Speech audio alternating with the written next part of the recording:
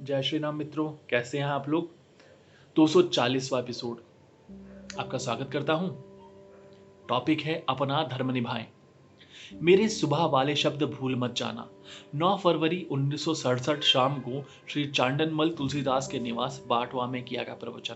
सुबह वाले शब्द यानी कि आप कौन हैं जो बाटवा पहुंचने पर स्वागत करते समय स्वामी जी ने बोला था। तो आगे शुरू करते हैं। जब आप स्वयं को पहचानेंगे तब जो कुछ चाहेंगे वह प्राप्त करेंगे, नहीं तो 84 लाख योनियों का दरवाजा खुला हुआ पड़ा है, उसमें जन्म मृत्यु प्राप्त करते रहेंगे। संसार में जो यह नाम रूप आदि देखते हो वह सब झूठ है। वास्तव में मिट्टी सच्ची वस्तु है। उसमें से घड़े, मटकी, सुराही आदि बर्तन बनते हैं। लोहे से तलवारें, सरिये आदि बनते हैं। उनमें वास्तविक वस्तु लोहा ही है। फिर सोने से अंगूठी, कंगन, मंगलसूत्र आदि गहने बनते हैं, परंतु उनमें वास्तविक सोना ही है। कुम्हार, लोहार व सुनार ही इनको बनाते हैं व मिटाते हैं तथा उनके भिन्न भिन्न नाम रखते हैं। ये सब नाम रूप वाली वस्तुएं असत्य हैं, आज है तो कल नहीं होंगी। यह भी समझ लेना कि इस मनुष्य के 5 दुश्मन काम, क्रोध, लोभ, मोह व अहंकार हैं। इनसे बचना चाहिए। यदि इन 5 पर ही विजय प्राप्त कर लो तो समझो कि संसार जीत लिया। फिर आप निज वस्तु बन जाएंगे। स्वयं को कमजोर मत समझो। आप स्वयं शेर हैं, शेर की भांति आवाज करो। स्वयं को कमजोर समझकर कुछ ना कर पाओगे तथा गिर जाओगे। श्री कृष्ण ने कुरुक्षेत्र युद्ध के समय अर्जुन को उपदेश दिया था कि हे अर्जुन, इस समय तुम्हें यह मूर्ख जैसा अज्ञान कहां से आ गया है तथा यह झूठा मोह इस समय तुम में कहां से आ गया है। कहते हो कि मेरे गुरु, दादा, मामा, काका आदि हैं, उन्हें मारकर यदि मैं स्वर्ग भी प्राप्त करूं तो व्यर्थ जाएगा। हे अर्जुन, इस समय यह कायरता तुम्हें शोभा नहीं देती। यदि तुम ऐसे करोगे तो इनको मारने के अधिक तुम्हें क्षत्रिय धर्म त्यागने का पाप लगेगा। एक तो वे अपने पाप कर्मों के कारण पहले ही मरे हुए हैं, तुम्हें सिर्फ निमित्त मात्र होना है। दूसरा कि जिनके कारण तुम्हें यह झूठा मोह उत्पन्न हुआ है वह सब अज्ञान है। इस संसार में तुम, मैं और अन्य कई प्राणी कई बार मरे और जन्मे हैं, पहले भी थे, अब भी है और आगे भी रहेंगे। उठो, उठकर क्षत्रिय धर्म को समझो, अन्यथा प्रत्येक तुम पर हंसेगा तथा तुम्हें डरपोक डरपोक कहकर तुम्हारा मजाक उड़ाएंगे, जिस कारण सदैव के लिए तुम्हारा इस संसार में रहना मुश्किल हो जाएगा। अतः उठो, उठकर लड़ाई करो तथा अपना क्षत्रिय धर्म पहचानो। इस संसार में धर्म पर चलना ही ज्ञान है। पुरुषों के लिए पत्नी व्रत धर्म व स्त्रियों के पतिव्रत धर्म है। यह सच्चा धर्म है।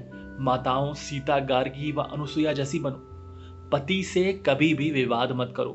पड़ोसियों से अच्छा व्यवहार रखो। किसी से भी वाद विवाद मत करो।